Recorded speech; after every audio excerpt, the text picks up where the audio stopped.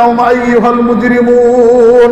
এই আয়াত তেলাওয়াত করার সাথে সাথে হাসরবাসীরা কাঁপতে থাকবে, কাঁপতে থাকবে। আমার ভাইরা, আমার ভাইরা, ও আমার বৃদ্ধ বাবাজিরা, যুবক ভাইরা, ও আম্মা জানেরা, হাসর মাঠে যখন আল্লাহ পাক এই আয়াত তেলাওয়াত করবেন, ওয়ামতাজুল ইয়াওমা আইয়ুহাল মুজরিমুন,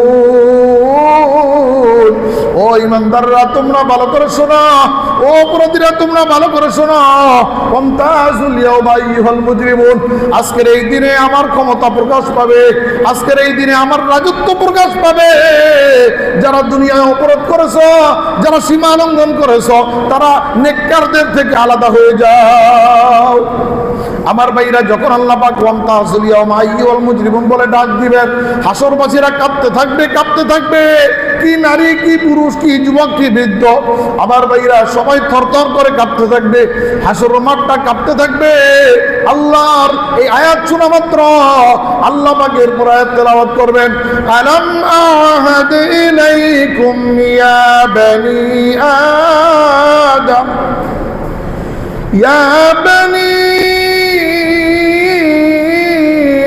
آدم ألا تعبدوا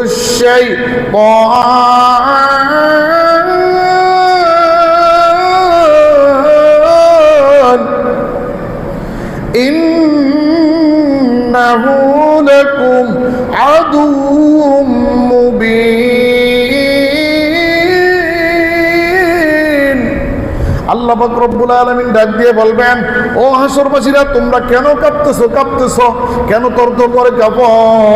আলাম আহাদ ইলাইকুম, আমি কি দুনিয়াতে তোমাদেরকে সতর্ক করি নাই? আমি কি দুনিয়াতে কোরআনের মাধ্যমে তোমাদেরকে জানায়া দেই নাই? আমি কি পয়গম্বরের মাধ্যমে তোমাদেরকে জানায়া দেই নাই?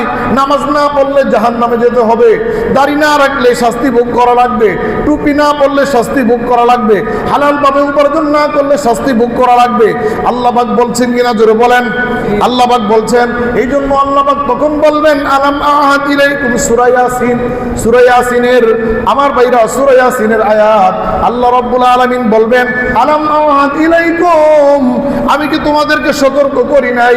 ইয়া বানি আদম, ও আদম সন্তান, ও আদম জাতি, ও মানব জাতি, আমি কি দুনিয়াতে তোমাদেরকে সতর্ক করি নাই? তোমরা দুনিয়াতে যারা নামাজ কাজা করেছিলা, তোমরা যারা অপরাধ করেছিলা, আমি আল্লাহর কাছে তওবা করতা। আমি আল্লাহ হযরত ওমরের মতো ব্যক্তিকে ক্ষমা করে দিয়েছি, আমি আল্লাহ হযরত ওমরের চাইতেও কঠিন লোককে ক্ষমা করে দিয়েছি, আমি ওয়াহশীর মতো ব্যক্তিকেও ক্ষমা করে দিয়েছি। তুমি কেন ক্ষমা চাইলা না? তোমরা কেন মাফ চাইলা না? আবার ভাইরা, আল্লাহ পাক বলবেন, আল্লাহ তা'বুদুশ শাইতান, তোমরা শয়তানের পূজা করিও না, শয়তানের ইবাদত করিও না।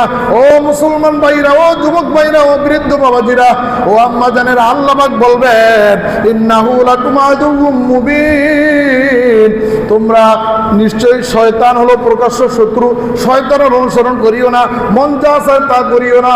আল্লাহ পাক যখন এই কথা বলবেন, হাসরবাসীরা কাঁপতে থাকবে। আমার ভাইরা, একমাত্র পয়গম্বর আরবি সাল্লাল্লাহু আলাইহি ওয়াসাল্লাম আরশে আজিমের সামনে সিজদায় পড়ে যাবেন, কেঁদে কেঁদে বলবেন, আল্লাহ, আমার গুনাহগার উম্মতরা, আয় আল্লাহ তাআলা 2000 সালে যারা ছিল, 2026 সালে যারা ছিল গো আল্লাহ, আয় আল্লাহ 19 সালে যারা ছিল, 1900 সালে যারা ছিল, 2000 সালে যারা ছিল, 2026 সালে যারা ছিল, ও আল্লাহ, আমার এই উম্মতগুলো আমাকে দেখে নাই, না দেখার পরেও নিজের দাড়ি রেখেছে, টুপি পরেছে, 5 ওয়াক্ত নামাজ পড়েছে গো আল্লাহ।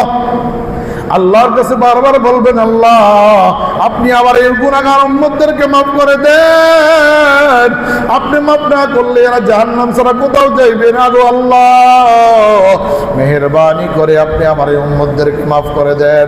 আমার ভাইরা, আল্লাহ রাব্বুল আলামিন একটা পর্যায়ে অনেক লম্বা সূরা ঘটনা সংক্ষেপ করে দিলাম। আল্লাহ রাব্বুল আলামিন পয়গম্বরকে ডাক দিয়ে বলবেন, ও পয়গম্বর, আপনার চোখের পানি আমি আল্লাহর কাছে সহ্য হয় না, ও পয়গম্বর আপনি মাথাটা উত্তোলন করেন, আপনি মাথা উত্তোলন করেন, তার কারণ আপনার চোখের পানি আমি আল্লাহর কাছে সহ্য হয় না। পয়গম্বর সিজদার মধ্যে পড়ে বলবেন, আল্লাহ জীবনে অনেকগুলো যুদ্ধ করেছি গো আল্লাহ, ইসলাম বিজয় করার জন্য নিজের দান শহীদ করেছি। তায়েফের ময়দানে পাথরের মাইর খেয়েছি, বৃষ্টির মতো পাথরগুলা গায়ে এসে পড়েছে, পোশাকটা রক্তে রঞ্জিত হয়ে গেছে গো আল্লাহ। ও আল্লাহ, আপনি আমার গুনাহগার উম্মতদেরকে মাফ করে দেন। ও আমার ভাইরা, ও আমার যুবক ভাইরা, ও আমার বৃদ্ধ বাবাজিরা, যারা এই দুনিয়ায় যারা 5 ওয়াক্ত নামাজ পড়েছিল, যারা নবীর তরিকা মোতাবেক চলেছিল, ও মায়েরা যারা পর্দা করেছিল, যারা হালাল ভাবে চলেছিল, যারা স্বামীর খেদমত করেছিল, স্বামীর সাথে যারা বেয়াদবি করে নাই, যারা স্বামীর কথা শুনেছে, স্বামীর সাথে কখনো তর্ক করে নাই, ওই মায়েরা তখন আল্লাহর পয়গম্বর তাদেরকে টেনে টেনে জান্নাতের রাস্তার দিকে নিয়ে যাবেন। বলুন সুবহানাল্লাহ। আমার ভাইরা, বন্ধুরা, ও বৃদ্ধ বাবাজিরা, ও যুবক ভাইরা, আল্লাহ রাব্বুল আলামিন যে কোরআন আপনাকে আমাকে দিয়েছেন, এই কোরআন নারায়ণগঞ্জের মধ্যে আছে কিনা জোরে বলেন। সবাই বলেন, নারায়ণগঞ্জের মধ্যে সেই কোরআন আছে কিনা বলেন। ইংল্যান্ডে যান, লন্ডনে যান, পাকিস্তানে যান, ভারতে যান, যেই দেশে যান, সৌদি আরব যান, বিশ্বের আনাচে কানাচে আল্লাহ যে কোরআন নাজিল করেছেন, সব জায়গায় কোরআন ছড়িয়ে ছিটিয়ে পড়েছে। আমার ভাইরা, বৃষ্টি পড়লে যেমন নাকি পানি সব জায়গায় যায়, বৃষ্টির পানি যেমন নাকি কোনো কেউ আটকাইতে পারে না, ঠিক তেমনি ভাবে কোরআন হলো রহমত। এই কোরআন বিশ্বের আনাচে কানাচে ছড়িয়ে ছিটিয়ে গেছে।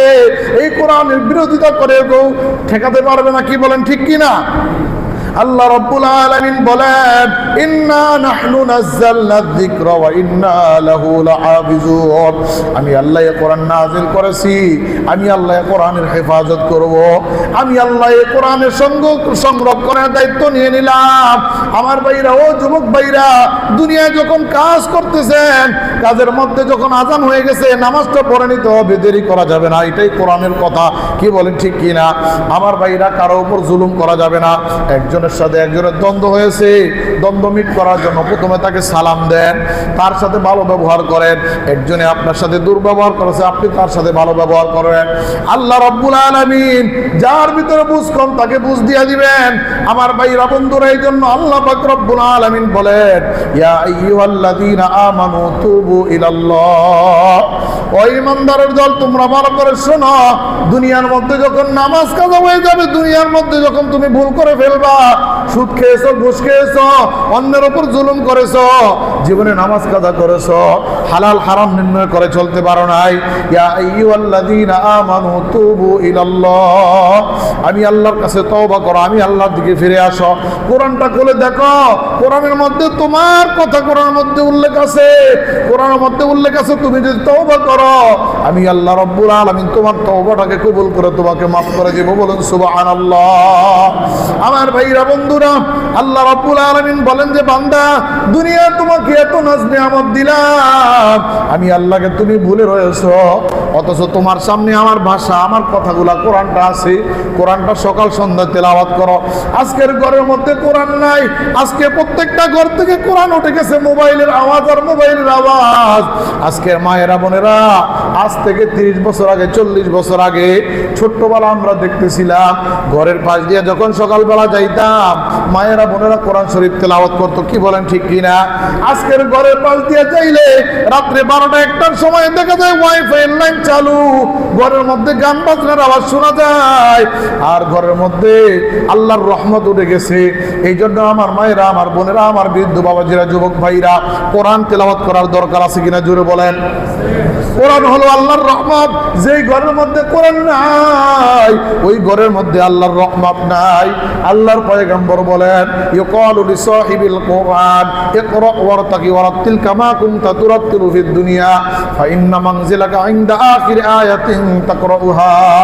আল্লাহর পয়গম্বর বলেন, হাসর ময়দানে যারা কোরআনের সাহেব হবে, যারা কোরআনওয়ালা হবে, আল্লাহ রাব্বুল আলামিন কোরআন প্রেমিকদেরকে বলবেন যে তুমি কোরআন থেকে তেলাওয়াত করতে থাকো।